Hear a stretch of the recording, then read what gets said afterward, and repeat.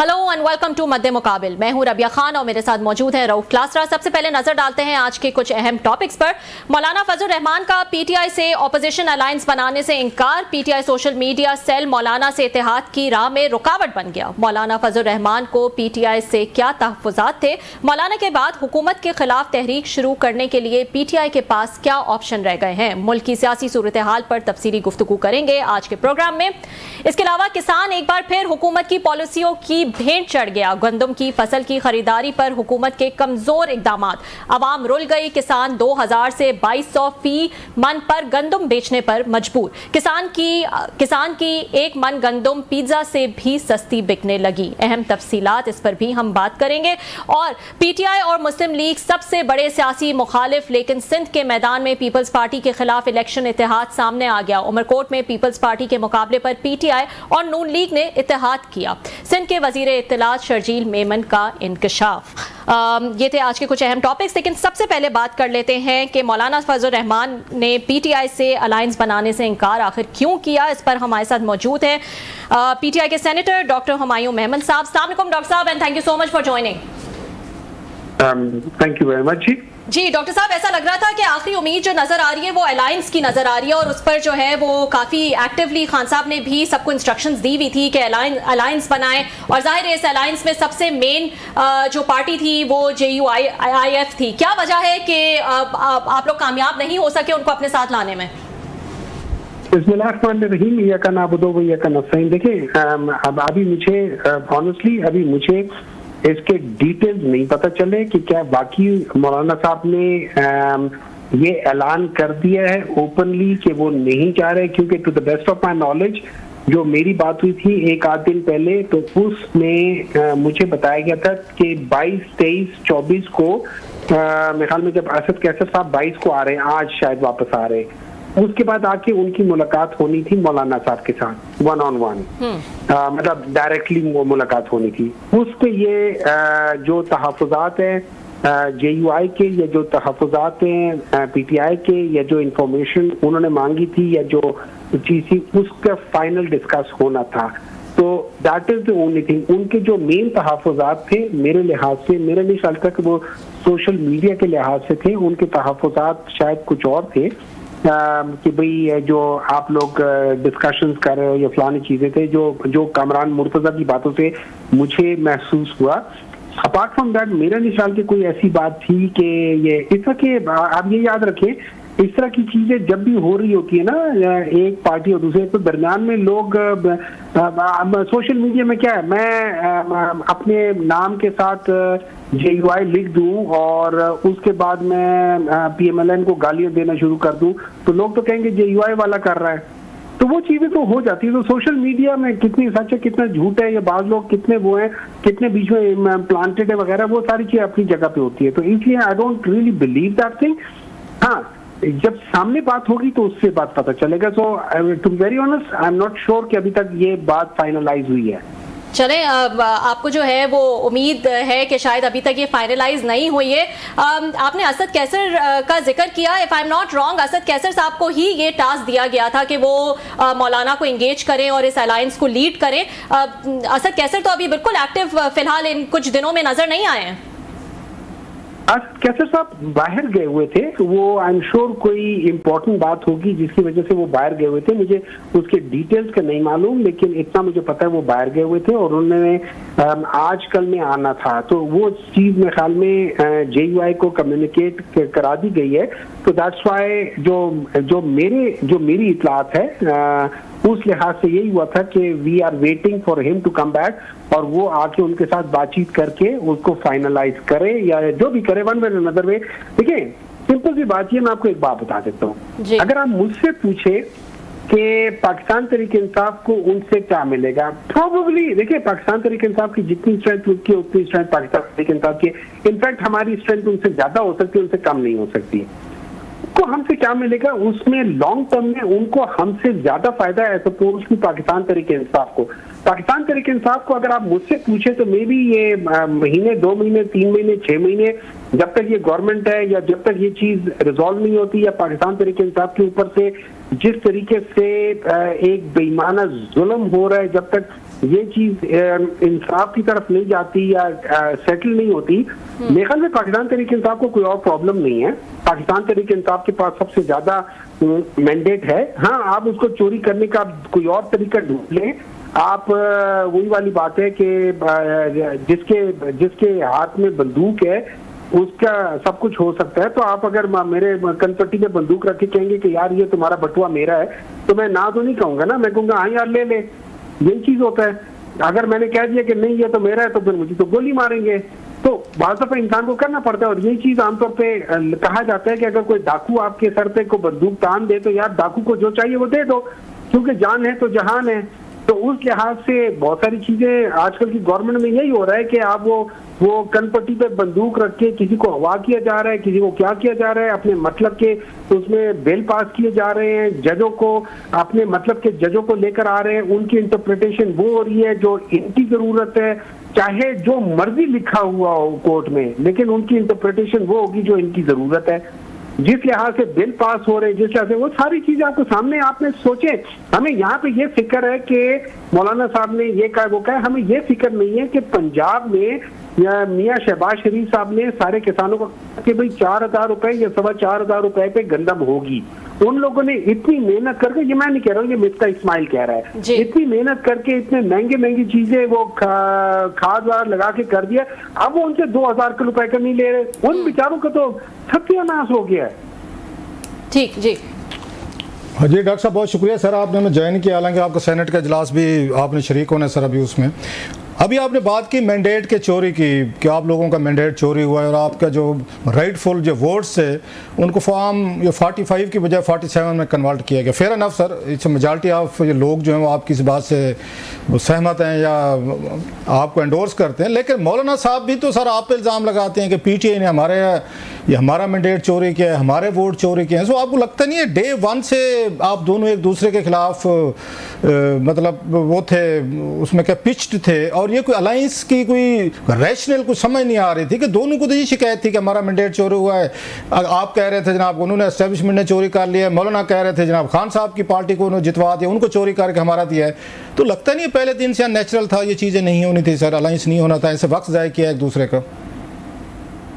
साहब आप माशाल्लाह एक बहुत सुलझे हुए जर्नलिस्ट हैं सर, और आई एम श्योर जब आप ये बात कर रहे होंगे तो आप एक चीज को ध्यान देंगे कि भाई अगर मैं कहता हूँ कि मेरा मैंडेट चोरी हुआ है, मैं कहता हूँ कि मेरा मैंडेट केपी में चोरी हुआ है और असल मेरा मैंडेट था। मैं मिसाल देता हूँ कि अगर हम जब नेशनल असेंबली की बात करते हैं तो हमने तकरीबन 70 और सीटें, तो इस वक्त हमारे अलावा जो 70 सीटें हैं उनके ऊपर हम लोगों ने पिटीशन दायर की हुई है कि यार ये 70 सीटें हमारी है। तो दैट मींस नेशनल असेंबली में 70 और सीटें हमें मिल जाए तो हम कहाँ पहुंच जाएंगे। एक चीज हमने पंजाब असेंबली में कोई 100 एंड समथिंग के ऊपर हम लोगों ने कहा हुआ कि यार ये सीटें हमारी हैं, ठीक है। अब हम उसी तरीके से मैं आ जाता हूँ, तो मैं ये कहता हूँ कि मैंडेट सबसे ज्यादा पंजाब में मैंने उसके ऊपर क्लेम किया हुआ है, किसी और ने इतनी सीटों पे क्लेम नहीं किया जितने मैंने किया। सही है या गलत है वो अपनी जगह पर है, लेकिन एटलीस्ट मैं क्लेम तो कर रहा हूँ ना कि यार मुझसे जाती हुई है। अब हम आ जाते हैं केपी में। केपी में मौलाना साहब ने, केपी में नहीं, मौलाना साहब ने पूरे पाकिस्तान में उन्होंने नेशनल और प्रोविंशियल असेंबली मिला के उन्होंने कहा कि मेरी 24 सीटों के ऊपर डाका डाला गया है। उन 24 सीटों में से 4 सीटें नेशनल असेंबली की है, उन 4 में से 2 सीटें केपी की नेशनल असेंबली की है, ठीक है। अब हम आ जाते हैं प्रोविंशियल असेंबली में। प्रोविंशियल असेंबली में जो टोटल सीटें जिनके ऊपर उनका क्लेम है वो 20 रह जाती हैं। उनमें से 9 जो है वो आ जाती है आपके बलूचिस्तान असेंबली में, 6 आ जाती है सिंध असेंबली में, 5 आ जाती है आपके केपी के उसमें ये प्रोविंस में या असेंबली में। अब अगर आप मुझे बात बता दें, मेरी 115 सीटें हैं और मैंने क्लेम किया हुआ है कि मेरी जो 12 या 13 के ऊपर पीटीआई ने या 16 के ऊपर पीटीआई ने क्लेम किया हुआ है। जब मैं आप इसको देखिए वो 5 पे क्लेम कर रहे हैं, मैं 16 पे क्लेम कर रहा हूँ। इस वक्त मौलाना साहब की सीटें जो है ना, मतलब प्रोविंशियल असेंबली में जो है ना, जो सीटें के पीटीआई के अलावा बाकियों के पास है वो टोटल मेरे ख्याल में 25 हैं। उन 25 में से 7 मौलाना की हैं, पीछे रह गए 18 में से मेरे ख्याल में 12 या 16 के ऊपर तो मैं क्लेम कर रहा हूँ।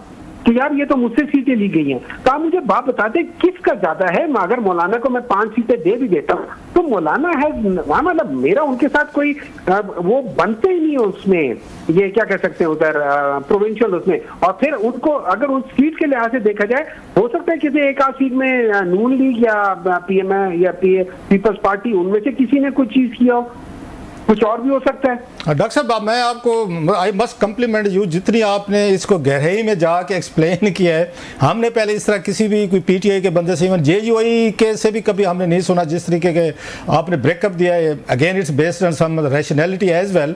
इतनी तो शायद रिसर्च मेरा ख्याल है उन्होंने JUI ने भी नहीं करके रखी होगी जितनी आपने सूबा वाइज एक एक उनकी सीट का बता दिया है कि धांधली कहाँ हुई है या नहीं हुई, वो अपनी जगह पे। तो ये बातें जो हैं ये तो आपको भी जब ये इल्म है तो मौलाना साहब भी तो ये बातें हुई होंगी। मौलाना साहब फिर आपका क्लेम जो है वो तो बड़ा छोटा सा बनता है, रिड्यूस बनते हैं, हमारा क्लेम बड़ा बनता है। फिर मौलाना साहब जो है आपके बड़े क्लेम में अपना हिस्सा क्यों डालें? आप अगर आप खुद कह रहे हैं कि इतना छोटा सा शेयर है, उनका 5 सीटें हैं, 4 हैं, 8-10 हैं, इससे कोई उनको फर्क नहीं पड़ता।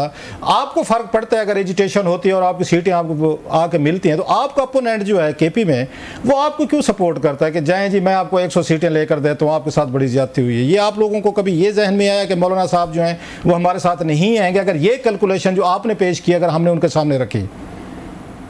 मेरा ख्याल जो मैं समझता हूं, अब ये मेरी इंटरप्रिटेशन है, हो सकता है मैं गलत हूं, देखिए हर एक इंसान की अपनी अपनी इंटरप्रिटेशन होती है, ठीक है। मेरी इंटरप्रिटेशन ये है कि मौलाना साहब और हम लोग मिलके जो ये इलेक्शंस हैं, इन इलेक्शंस के लिए हम नहीं लड़ रहे कि यार इसमें इतनी सीटें मेरी है, इतनी सीटें मेरी है, तो वो मेरी 100, 150, 200 सीटों के लिए मेरे साथ नहीं लड़ रहे। हम लोग जो मिलके लड़ रहे हैं, हम जिस चीज के लिए लड़ रहे हैं उस पर ध्यान देते। पाकिस्तान का हमेशा से एक मसला आता है कि पाकिस्तान में मैंडेट चेंज होता है। ये 1971 में जो सबसे फेयर इलेक्शन हुआ था उसका मैंडेट 182/80 के लिहाज से था, लेकिन जिसको दिया गया था वो पहला फॉर्म 47 की गवर्नमेंट थी, वो पीपल्स पार्टी की पहली फॉर्म 47 की गवर्नमेंट थी। उसके बाद फिर बाद में तो उस नौबत तक ही नहीं जाने देते थे कि यार मैंडेट उस लिहाज से आ जाए कि जो किसी और तरीके से हो रहा है, जो इनके मतलब जो एस्टैब्लिशमेंट के सोच के खिलाफ जा रहा हो। हम लोग ये चाहते हैं कि पाकिस्तान का ये जो मसला है ना, ये once and for all settle हो जाए, फ्री फेयर ट्रांसपेरेंट इलेक्शंस का। अच्छा, उसका फायदा क्या होगा? उसका फायदा होगा मुल्क को ये फायदा होगा कि चाहे मैं जीतूं, आप जीतें या कोई जीते, जब हम लोग एग्री कर जाएंगे कि हाँ ये सही इलेक्शन से पाकिस्तान के अंदर इंस्टेबिलिटी नहीं आएगी, पॉलिटिकल इंस्टेबिलिटी नहीं आएगी। जब पॉलिटिकल इंस्टेबिलिटी नहीं आएगी तो आपकी फाइनेंशियल इंस्टेबिलिटी उसके साथ बिल्कुल वो एक साथ ही होती है। उसकी वजह यह है, मैं आपको मिसाल देता हूँ। फाइनेंशियल स्टेबिलिटी आप समझे कि जैसे हमने बाजरा डाला हुआ है और सारे कबूतर और सारे चिड़िया आके बैठ के नीचे दाना खा रही हैं। जब पॉलिटिकल इंस्टेबिलिटी होती है, वो ये समझ लें कि एक रोले डालने वाला जो बंदा होता है वो जाके वहां पत्थर मार दे, ये सारे परिंदे उड़ जाएंगे। That is how instability, financial instability comes. उसके बाद फाइनेंशियल इंस्टेबिलिटी कैसे आती है? फिर वो एक एक करके आती है, एक एक करके आती है। अगले 2-3 घंटों में वो सारे वापस आएंगे। मैं मिसाल देता हूँ, इन लोगों ने आके गंद मारा था 2022 में कि ये मुल्क तबाह हो गया, फलाना हो गया, ये हो गया, वो हो गया। आज 4 साल कंप्लीट हो गए, आज भी इनके जितने अहदाफ है जिनके ऊपर ये छलांगे मार रहे, आज भी जो अप्रैल 2022 में जो अहदाफ PTI छोड़कर गई थी उससे कम है। हमें फिश ने भी पॉजिटिव दिया था, ये आज भी नेगेटिव। डॉक्टर साहब आप बड़ी अच्छी बात कह रहे हैं, आपकी बात में वजन है। अच्छा, एक और, आप हर दफ़ा पाकिस्तान में कहा जाता है कि फ्री ट्रांसपेरेंट इलेक्शन होने चाहिए, बिल्कुल होने चाहिए, हम सब चाहते हैं। पाकिस्तानी तारीख में एक ही दफ़ा हुआ है तो 1970 में, और फिर उसके बाद एक बदनसीबी हुई, मुल्क टूट गया था। फिर वो फ्री और फेयर इलेक्शन हुआ तो उसके रिजल्ट देखे फिर उसके बाद मुल्क अगेन इकट्ठा नहीं रहा। तो मेरा ख्याल शायद उसके बाद कुछ जो साहब इक़्तिदार हैं उन्होंने सबक सीखा कि जनाब इस मुल्क और कौम को हमने कभी फ्री फेयर इलेक्शन जो है वो नहीं देने। दूसरी एक और चीज़ भी है सर, हमने एक पैटर्न देखा है कि एक पावर में जब आदमी बेनजीर भुट्टो साहबा जो हैं, अब उन्होंने इल्ज़ाम लगाया था 91 के इलेक्शन थे कि नवाज शरीफ साहब को धांधली से पैसे दे के मतलब ISI ने इनको हरवाया था। और उसके बाद आपको याद होगा बेनजीर भुट्टो साहबा जो हैं वो खुद कहते थे कि मुझे जो है ये आके फ्री फेयर इलेक्शन चाहिए। नवाज शरीफ साहब ने 93 में कहा, जो उन पर इल्ज़ाम लगता था धांधली से जीते हैं, उन्होंने कहा कि मुझे फ्री और फेयर इलेक्शन दें। और बेनजीर भुट्टो कहते थे फ्री और फेयर इलेक्शन दें। ये आपके इमरान खान साहब हो गए, 2018 के इलेक्शन में उन पर इल्जाम लगता है कि ये धांधली के जरिए जीते थे, आज वो कहते हैं फ्री एंड फेयर इलेक्शन थे। आपके लिए जरूरी होते ये सियासी पार्टी के लिए कि एक दफा धांधली के जरिए इलेक्शन जीतते हैं, एंडोर्स करते हैं, वजीर आजम बनते हैं, दूसरी दफा कहते हैं कि आप हमें फ्री एंड फेयर इलेक्शन दें? सर देखिए, सबसे पहले तो मैं आपसे 100% डिसएग्री करता हूँ सर। ठीक है, आपने कहा कि 2070 के जो इलेक्शंस हुए थे वो फ्री एंड फेयर हुए थे और उस वजह से मुल्क टूट गया था। मुल्क फ्री एंड फेयर इलेक्शन की वजह से नहीं टूटा था सर जी। अगर फ्री एंड फेयर इलेक्शन का रिजल्ट कायम रहता और मुजीबुर रहमान को हुकूमत दे दी जाती तो, और बलूचिस्तान में जो लोग जीते थे उनको हुकूमत करने दी जाती, तो आज ना हमसे उस वक्त का ईस्ट पाकिस्तान, आज का बांग्लादेश अलग होता, ना आज बलूचिस्तान के अंदर ये सब कुछ होता। क्योंकि आज जो बलूचिस्तान के अंदर जो गंद हो रहा है इसके बीज 1970s में बोए गए थे सर जी। ये उस वक्त के बोए गए थे। उससे पहले जो दो हुए थे 1948 में और 1954 में जो गन था वो तो कंट्रोल हो गया था। जो एक वो जो सिंगल यूनिट वाला था और उससे पहले वो नवाब ऑफ कलात वाला जो था कि वो भाइयों के आपस में कोई झगड़ा हो रहा था, वो तो उस वक्त सेटल हो गया था। असल गन तो उसके बाद स्टार्ट हुआ था जिसमें बलोच स्टूडेंट ऑर्गेनाइजेशन थी, वो लेट 1960s और अर्ली 70s में थी। फिर उसके बाद जब 72-73 में जब भुट्टो ने जाके बलूचिस्तान के अंदर जो लोग जीते थे उनको हटा के अपने लोग लाए थे, फिर वो वहां जाके क्या कह सकते हैं उन्हें ये ऐसे इमरजेंसी लगाई थी, तो उसकी वजह से सारा हुआ था। नंबर 2, तो ये सारा उस वजह से हुआ है। हाँ, अब आ जाते हैं अगली बात पे कि आपने कहा कि जो पहली बार जीता, देखिए हमारा बिल्कुल पहली बार था। मैं आपको ये गारंटी देता हूँ इमरान खान सेकंड टाइम ये गलती नहीं करेगा। अगर ये गलती थी तो मैं क्योंकि मेरी इंटरप्रिटेशन अगेन फर्क है। मेरे लिहाज में पाकिस्तान तहरीक इंसाफ 2018 में जीत रही थी सिंपल मेजॉरिटी के साथ। हमारा साइज कम किया गया था क्योंकि सबको पता था कि वो इमरान खान को कंट्रोल नहीं कर सकते। इमरान खान वो घोड़ा नहीं है जो अपने ऊपर किसी को। खान साहब तो मैं सॉरी बात काट रहा हूँ, जब वो पावर से निकले उनके इंटरव्यूज आप देख लें, उन्होंने तो एक ही बात की, वो कहते हैं मुझे तो पता ही नहीं था, ये तो जनाब बाजवा साहब चला रहे थे, ये तो ISI चला रहे थे, जनाब फैज चला रहे थे, कर्नल साहब थे पार्लियामेंट वो चला रहे थे बिल के लिए, उनको कहते थे हम डिप्टी कमिश्नरों को कह के बंदे इकट्ठे। खान साहब तो सारा उन्होंने कहा जनाब मैं तो पावर चला नहीं रहा था। तो खान साहब तो वो सियासी घोड़ा थे जो उनके काबू में थे। ये खुद उनके इंटरव्यूज हैं सर, वो कहते हैं मुझे तो कोई फैसले करने की इजाजत ही नहीं थी, मैं कर भी नहीं सकता था। सर आप कह रहे हैं कि खान साहब कंट्रोल में ना आते, सर उनके वो तो कंट्रोल में आए हुए थे। देखिए क्लासन साहब, इस मैं आपको दोबारा बता देता हूं, खान साहब उनके कंट्रोल में नहीं थे। इसी वजह से कि जब इमरान खान प्राइम मिनिस्टर बने 2018 अगस्त में, तो आपको पता है कि ख्वाजा आसिफ साहब, मौलाना फजल रहमान साहब और बिलावल भुट्टो साहब, इन तीनों ने कहा हुआ था कि बाजवा साहब और फैज हमीद साहब, ये दोनों इन सारी उस वक्त की सारी अपोजिशन पार्टीज के साथ मिलके उन्होंने 2019 के शुरू में जो कि जनवरी फरवरी था, उनको कहा था कि हम इमरान खान को हटाते हैं और ये करेंगे, आपको फेडरल में लेंगे। तो इसका मतलब है विद इन 6 मंथ्स ये जो जनरल बाजवा साहब थे उन्होंने इमरान खान के खिलाफ कॉन्स्पिरेसी स्टार्ट कर दी।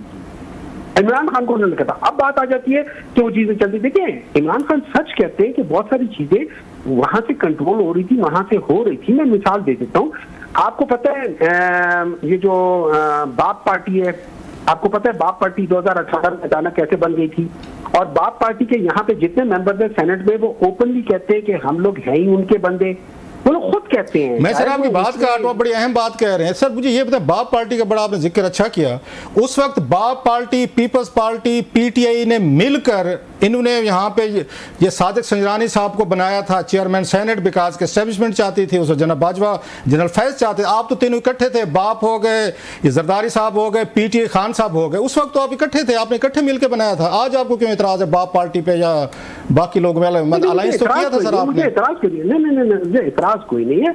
मैं ये नहीं कह रहा हूँ मुझे उन पर इतराज है, मैं सिर्फ ये कह रहा हूँ कि वो उनकी पार्टी थी। और उसके बाद ये याद रखिए कि तो आप किसकी पार्टी थे सर? अगर आप जब सादिक संजरानी साहब को वोट डाल रहे थे जरदारी साहब के साथ बिल के, तो आप किसकी पार्टी थे? आप एस्टेब्लिशमेंट की पार्टी नहीं थे सर? मुझे एक बात बताएं, आज अगर पीपल्स पार्टी ने नून लीग को वोट दे के प्राइम मिनिस्टर बनाया तो क्या वो नून लीग बन गई है? नहीं, वो अपनी पार्टी। हाँ, उन लोगों ने एक कोलिशन बनाया। हमारे वहां पे ये था कि हम लोग नहीं चाहते थे, हम PTI वाले प्रॉब्लम नहीं चाहते थे कि पीपल्स पार्टी वाले बने। जब पीपल्स पार्टी वाले नहीं बनना, तो अगर हम अपना बंदा खड़ा करें तो फिर हमारे प्रॉब्लम होती थी, क्योंकि हम लोग, हमारे पास नंबर्स नहीं थे। तो उसमें ये हो जाता कि एक, नंबर 2, हमारे पास अगर आप देखा जाए तो हमारे पास प्राइम मिनिस्टर जो था पंजाब से था। नहीं सर, जहां पे था डॉक्टर साहब, जहां पे आपको पॉलिटिकली सूट कर रहा हो वहां तो पॉलिटिक्स है, जमहूरियत है। आपके मुखालफों को कर रहा हो तो आप कहते हो एस्टैब्लिशमेंट की पार्टी है, वो फौज के इशारों पे नाचते हैं सर। देखिए I personally may not like this kind of जमहूरियत, to be very honest, I personally may not like it. लेकिन ये जो रियल पॉलिटिक्स होती है ना, उसमें अनफॉर्चुनेटली ये चीजें होती हैं, आपको वहां पे करना पड़ता है। अच्छा सर, लास्टली आपने बड़ा टाइम निकाला sir, we are grateful to you, और आपसे हमेशा बड़ा मजा आता है मुझे गुफ्तगू का, और आप बड़े अच्छे तरीके से जवाब देते हैं सर। सर अभी हमने नून लीग की आपने बात की सर, तो वहाँ सिंध में जो उमरकोट में इलेक्शन हुआ है पीपल्स पार्टी के अगेंस्ट, वहाँ तो नून लीग और आप और बाकी पार्टियों ने इकट्ठे इलेक्शन लड़ा है सर, वहाँ नून लीग के साथ कोई मसला नहीं हुआ, कोई प्रॉब्लम नहीं हुआ सर। तो ये भी फिर कोई, इसमें भी कोई साइंस है, कोई जमहूरियत है सर, या पॉलिटिक्स है?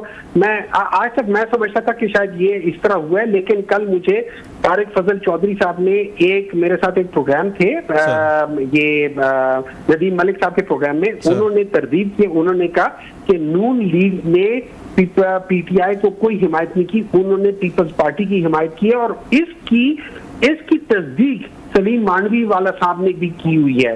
तो अगर आप मुझसे पूछे, यहाँ पे PTI and opposition versus PMLN और पीपल्स पार्टी हुई है। अब आप इसके जरा पीछे चले जाएं कि उस जमाने में देखिए कि पीटीआई के कितने वोट थे, और उस जमाने में देखिए नून लीग और पीपल्स पार्टी के मिला के कितने वोट थे, उनका डिफरेंस उस वक्त देखें और आज का डिफरेंस देखें, आपको पता चल जाएगा कि इसके बावजूद कि ये बाय इलेक्शन था, इसके बावजूद कि पीपल्स पार्टी था, इसके बावजूद कि हमने मीडिया में देखा हुआ कि वहां पे डब्बे के डब्बे चेंज हो रहे थे, लेकिन आप ये देखिए डिफरेंस कितना कम हो गया है। तो वो ये बहुत बड़ी बात है। ये इसका मतलब है हमारे इनरोड्स हो रहे हैं सिंध के अंदर, इंटीरियर सिंध के अंदर। तो मैं तो समझता हूँ ये बहुत जबरदस्त बात हुई है। सही, बहुत शुक्रिया sir, thank you very much. Thank you so much doctor साहब फॉर जॉइनिंग अस। नाज़रीन, एक ब्रेक ले लेते हैं और ब्रेक के बाद हम डिस्कस करेंगे कि गंदम का इस वक्त जो है वो क्या क्राइसिस चल रहा है, आखिर काश्तकार जो हैं वो क्या चाहते हैं, और हुकूमत का क्या मौक़िफ़ है, इस हवाले से डिटेल में बात करेंगे after the short break. Welcome back नाजरीन। एक अहम इशू जो कुछ दिनों से जो है वो जारी है वो है गंदम के हवाले से, और क्या इस वक्त जो है वो वीट क्राइसिस है और किसानों की क्या शिकायत हैं, उस पर हुकूमत का क्या मौक़िफ़ है, इस हवाले से हम बात करेंगे। हमारे साथ मौजूद हैं कॉलम निगार, सियासी तज्ज़ियाकार खालिद मसूद साहब। खालिद साहब, बहुत बहुत शुक्रिया हमें ज्वाइन करने के लिए। खालिद साहब, थोड़ा सा इस पर रोशनी डालिएगा। एक तरफ तो जो है वो हुकूमत के दावे में सुन रही थी अज़मा बखारी साहिबा को कि वो तो कहते हैं कि हमने बड़ी सब्सिडी दी है, हम ट्रैक्टर्स भी दे रहे हैं, हम ट्यूबवेल की सोलराइजेशन भी सब्सिडाइज कर रहे हैं, 15 बिलियन का पैकेज जो है वो भी हम लेकर आ रहे हैं। लेकिन दूसरी तरफ जो है वो किसानों की शिकायत जो हैं वो अपनी जगह पर हैं, बल्कि वो तो कहते हैं कि हम प्रोटेस्ट करेंगे, भूख हड़ताल पर जाएंगे। तो आखिर क्या माजरा है? देखें, उसमें ऐसे है कि असल मामला जो है वो ये है कि हुकूमत पंजाब जो कुछ भी कर रही है, इससे हम सिर्फ एक जो कॉस्मेटिक जो है ना, इसका जो मतलब हल है वो निकाल रहे हैं। हुकूमतों का प्रॉब्लम ये है कि वो ऐसी चीजें सामने लाना चाहते हैं जिसमें कुछ दिखाई दे रहा हो लोगों को। मसलन सड़क चौड़ी नहीं करेंगे, ऊपर फ्लाईओवर बना देंगे, जो है निज़ाम जो है बसों का या ट्रांसपोर्ट का वो ठीक नहीं करेंगे, मेट्रो बना देंगे ताकि दिखाई दे चीज। तो यही है असल में। देखें, किसान को ट्रैक्टर मुफ्त मिल जाएगा, किस पे चलाएगा? उसके पैसे नहीं होंगे, उसके पेट्रोल के पैसे डीजल के नहीं है, उसके पास फसल काश्त करने के पैसे नहीं है, उसे ट्रैक्टर सर में मारना है। मसला ये है कि इस वक्त तो पिछले साल भी यही हुआ, अब इस साल भी। अब सरकारी रेट जो है वो 3,900 रुपया है गंदम की, जो स्पोर्ट प्राइस है जो लास्ट ईयर की। तो महंगाई हर चीज में इजाफा हुआ है, इनपुट्स में इजाफा हुआ है, कीमतें बढ़ी हैं। लेकिन सूरत ये है कि गंदम 2300 रुपए पर स्टार्ट हुई है, जो आज का ताजा रेट है मंडी में वो 2175 2180 रुपए है, यानी कि 2200 रुपए से कम हो चुका है फी मन। अगर मैं थोड़ी सी आपको कैलकुलेशन बताऊं ना, तो कैलकुलेशन ये है कि इस वक्त जो गंदम का खर्चा है फी एकड़, सिर्फ खर्चा में बात कर रहा हूँ, और इस खर्चे में आप इस चीज को नोट कर लें कि ये उस खर्चे की बात कर रहा हूँ जो काश्तकार अपनी जमीन पे खुद काश्त कर रहा है, उसमें ना उसकी मजदूरी शामिल है और ना उसमें जो जमीन का ठेका शामिल है, उसमें तकरीबन इस वक्त जो उसकी एक्सपेंसेस है वो 75,500 रुपए या 76,000 रुपए करीब पर फी एकड़ आ रही है। ठीक। और अगर हम इसको मैक्सिमम जो लगाएं, जो यील्ड है वो आ रही है 40 मन, लेकिन एवरेज आप 35 मन के करीब आ रही है। 35 मन अगर यील्ड हो और 2200 रुपए मन वो सेल हो तो बराबर जाके मामला जो है वो बराबर होता है। मतलब 75,000 उसका खर्चा है, 75,000 उसकी आमदनी है। 5 महीने से दिन रात एक ही है। सुबह मुंह अंधेरे उठकर उसने पानी लगाया है, दिन को उसने इसमें इनपुट्स डाले हैं, खाद डाली है, स्प्रे की है, ट्रैक्टर चलाया है, गोडी की है, फसल काटी है, सब कुछ करने के बाद उसको कुछ भी नहीं, एक पैसा नहीं बच रहा। और अभी जो सूरत हाल है, मैं ये कह रहा हूँ कि अल्लाह ना करे कि मेरा अंदाजा दुरुस्त हो, लेकिन सूरत हाल अभी मजीद खराब होगी। वो इसलिए कि अभी तक जो फसल आई है ये आई है गर्म इलाकों की, ये सिंध की आई है, चुलिस्तान से आई है, ये थल के एरिए से आई है, बखरलिया से आई है, खुशाब, और ये जो गर्म जिसे हम कहते हैं गर्मियां ज्यादा पड़ती है तो फसल पड़ गई है। लेकिन अभी पूरा सेंट्रल पंजाब, पूरा मतलब गुजरांवाला, फैसलाबाद, लाहौर, शेखुपुरा, ये सारे एरिया के भी गंदम ने आना है। जब ये मार्केट में आएगी और पहले हुकूमत देखे 28 जो मिलियन टन के करीब टोटल हमारी पैदावार है गंदम की, और उसमें से 8 मिलियन टन के करीब पास्को और ये फूड डिपार्टमेंट खरीद लेते थे। अच्छा, ये है तो उसका तकरीबन आप यूं समझें कि 30% के करीब है। लेकिन मार्केट में जब एक प्लेयर होता है मौजूद खरीदने वाला, तो जो मार्केट की प्राइस डिटरमिन फोर्सेस हैं वो उस पर डिपेंड करती है कि आपके मार्केट में कौन मुकाबले पे आपके खरीद रहा है। जब आप 39 रुपए में खरीदते हैं तो फिर जो साथ में दौड़ लगा रहे थे वो शायद 3950 दे के भी गन्ना खरीदने की कोशिश करते हैं, लेकिन अब मार्केट में कोई नहीं है। कौन है? आड़ती है, व्यापारी है और मिल मालकान है। इन्होंने सबने एका किया हुआ है। उनको पता है। अच्छा, किसान की 2 प्रॉब्लम है। किसान की एक प्रॉब्लम यह है कि उसके पास फाइनेंशियली होल्डिंग कैपेसिटी नहीं है। उसने उधार पे इनपुट्स उठाए हैं और उसने अगली फसल काश्त करने के लिए उसको मजीद पैसे चाहिए। वो मजबूर है कि उसने अपनी फसल को बेचना है। बिल्कुल। दूसरा उसका प्रॉब्लम यह है कि उसका स्टोरेज कैपेसिटी नहीं है, तो गंदम को कहाँ रखे। अच्छा खालिद ये बताएं क्योंकि आप मुल्तान में बेस्ड हैं, मुल्तान पूरे साउथ को, उन सराकी इलाकों को देखते हैं आप सारा, उन पर लिखते भी हैं, बहुत सारा अच्छा लिखते हैं सारी चीज़ों के, कि ये हम पहली दफ़ा तारीख में देखा है कि एक जो प्राइस है वहाँ से 3900 से उन्होंने 2200 कर दिया, रिवर्स कर दिए। ये काम वो शुगर मिल मालकान के साथ नहीं कर सके, कभी चीनी की कीमत रिवर्स नहीं करा सके, ये कभी खाद की कीमत रिवर्स नहीं करा सके, ये कभी एप्टमा से नहीं करवा सके, कभी इन्होंने पेट्रोल और डीजल के बाद जो पैसे बढ़ते हैं कि किराए के पैसे बसों के हों, ट्रेनों के हों, जिसको भी हैं, ये उनको रिवर्स नहीं करा सके। आज तक कभी किसी चीज़ की प्राइस बढ़ी है शहरों में? जो बाबूज वो ताजिर वगैरह जो भी बैठे हुए हैं, 1 मिनट में वो यहाँ हड़तालें करके पूरे का पूरा सूबे को, पूरे के पूरे शहर को लॉकडाउन कर देते हैं, उनके साथ मुज़ाकरात शुरू हो जाते हैं, हम मीडिया वाले पीछे पड़ जाते हैं क्योंकि हमें इश्तिहार मिल रहा होता है। ये कैसा हुआ है कि ये वह चीज़ है गंदम किसान की कि जिसकी कीमत रिवर्स कर दी गई है और उसका कहीं पे कोई पूछने वाला नहीं है, कोई बात करने वाला नहीं है। सो इस वक्त हालत क्या है किसान की? कुछ इतना सारा खर्चा करके खड़ा है और उनको अचानक पता चला जब हमारी कीमत तो 4000 से 2200 होगी, वो भी खरीदने वाला बंदा नहीं है। उन्होंने असल में मार्केट में दूसरा प्लेयर नहीं है जो इस जो कीमत है उसको वो कर सके, काउंटर करे, जो मुकाबले में कीमत दे। अब मैदान में एक ही मतलब जो माफिया है इस वक्त, जो इससे फायदा उठाने वाला, जो जखीरा अंदोज है। अच्छा, आपको मजे की बात बताऊं, मिल मालकान ने और जो गंदम के परचेज करने वाले, जो होल्डिंग करने वाले थे, उन्होंने बैंकों से अपनी लिमिट्स डबल करवा दी हैं। इसका मतलब ये कि जो सरप्लस है वो सारी हमने लेनी है, मार्केट में खरीदने वाला कोई नहीं, हम ही है जो खरीदेंगे। तो रऊफ हुआ ये है कि वो जो 8 मिलियन टन का जो परचेज होती थी उसमें आपके पास एक मुकाबले के लिए आपका कंपटीटर होता था। कंपटीटर निकल गया मैदान में से, और पंजाबी में से कहते हैं कि सुनिया हो जन गलियां तो मिर्जा यार थे। अब मिर्जा यार फिर रहे। अब मिर्जा यार, अब मैं आपको ये बता दूं कि इस वक्त अभी जब ये सेंट्रल पंजाब की ये फैसलाबाद, झांग, सरगोदा, चकवाल और जो लाहौर, शेखुपुरा, जब ये गंदम आएगी तो ये गंदम का रेट 2000 से नीचे चला जाएगा। 2000 से नीचे जाने का मतलब ये है कि आपको 4-5 हज़ार रुपया पर एकड़ की जो मजीद लॉस होगा। और मैं ये बता रहा हूँ कि जिन्होंने रऊफ लिए है ठेके पे जमीन, तो ठेके पे जमीन 1.5 लाख रुपया साल का ठेका है, तो 60,000 रुपये 5 बनता है,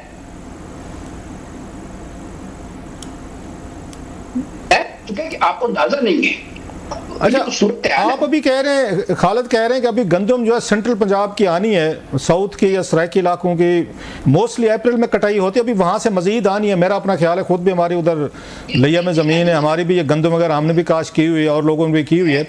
हमारे साउथ के किसान का मिजाज और है, वो चुपके से मार खा लेता है, वो बस ठीक है जी अल्लाह की मर्जी है, बस सुन क्या करूँ सही, बस ठीक है जो लभ गए जो मिल गए, बस मतलब कनात परस्ती ज़्यादा है। सेंट्रल पंजाब का जो काश्तकार है एंड विच आई मतलब एडमायर दैम, वो आसानी से नहीं चुप करके बैठ जाता कि आए आड़ती हैं, मिल ओनर्स हैं, हुकूमतें हैं, उनकी एक्सप्लोटेशन कर ले और चुप करके बैठ जाए। वो तो रजिस्ट करता है, वो एजिटेट करता है, वो तो सड़क पे आता है। पिछले भी हमने देखा हुआ है। तो आपको लगता नहीं है कि आने वाले दिनों में जो इस सेंट्रल पंजाब का किसान जो है वो तो इतनी आसानी से नहीं मानेगा, वो तो रेजिस्ट करेगा, वो तो इसके खिलाफ आएगा ये स्टेट की या हुकूमत की जो पॉलिसीज हैं।